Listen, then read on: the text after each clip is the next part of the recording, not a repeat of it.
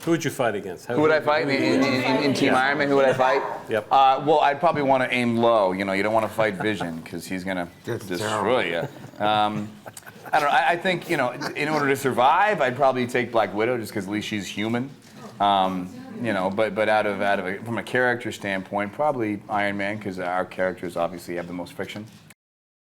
Hi, Angela Dawson, Front Row Features. My question actually is for all the actors. I wanted to ask you about doing that airport sequence and how that was for you, how many days it was, what was the most challenging part of that, and were you satisfied when you saw the finished product? Yeah, it was great. I mean, it was hot. It's Atlanta in August, so I think everyone was toasty.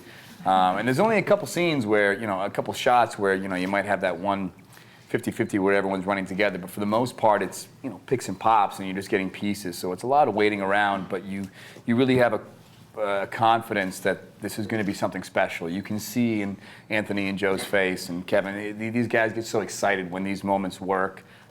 It's a meticulous process because it's such a grand scheme. So on the day, it's not as you know, cool and romantic as you think it would be, but there's an energy on set and an excitement that keeps you invested, knowing that it's going to be something epic. Mark Hughes with Forbes.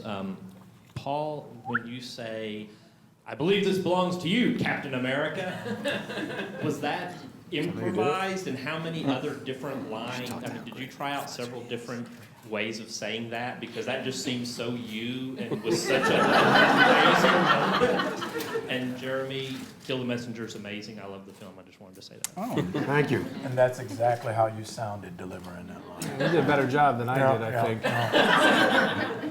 I don't know. I think that was I think that was always in the script. I think this belongs to you. We sometimes would play around with lines and stuff while we're shooting it, and these guys would suggest things, and then sometimes we'd come up with things after the fact. One of the great things about having a mask is that if you think of a great joke afterward, you don't have to match it to anything, so you can add stuff even in ADR. But I think that was one that was always in there.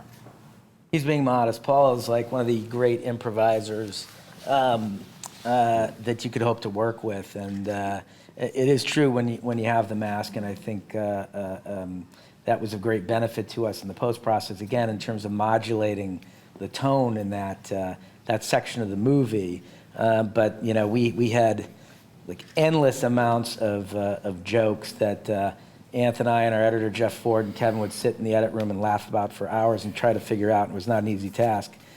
Which one was funnier than the other, and he just gave us a wealth of material. Standpoint of the group, because you were really excited. I mean, how excited were you to be able to meet everybody? How I felt as far as being the fanboy of the group. That was not really. There was very little acting required in that scene from me. You know, they've all worked together and done this before. I've just seen the movies. I mean, I've seen all the Marvel movies, so to be there on the day, I kind of couldn't stop geeking out about it. And I thought, oh my God, there's the shield.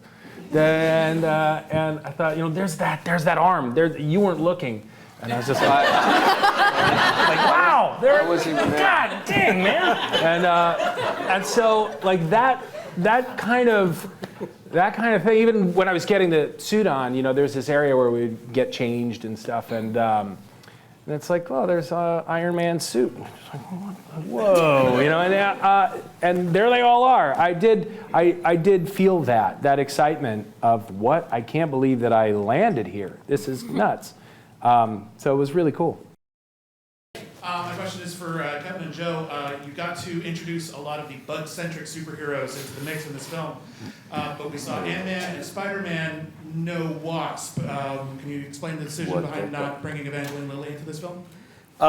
There were drafts where Wasp participated in the splash panel fight, the airport battle, and the truth is, you took away the fun of seeing her suit up for the first time, of seeing her on that road to being a hero. We experienced that with Ant-Man in his own movie. We experienced that with Spider-Man in many movies. And we have big plans, and we later announced the title of Paul's sequel, which is Ant-Man and the Wasp. So we have very big plans to unveil her in her own movie where she can be the entirety of the movie and not a moment in an action scene.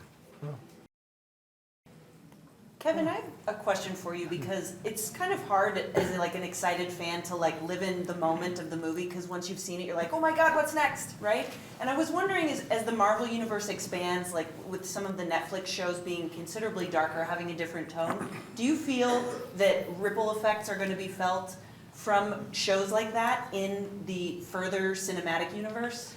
They might be, but I think what I love is you're now seeing in the film medium, in the television medium, the reflection of what the comics have always been. There's always been that great, diversity of tone within the comics, and I love that that we're seeing more and more of that on various screens. So is that a yes? That's a sure.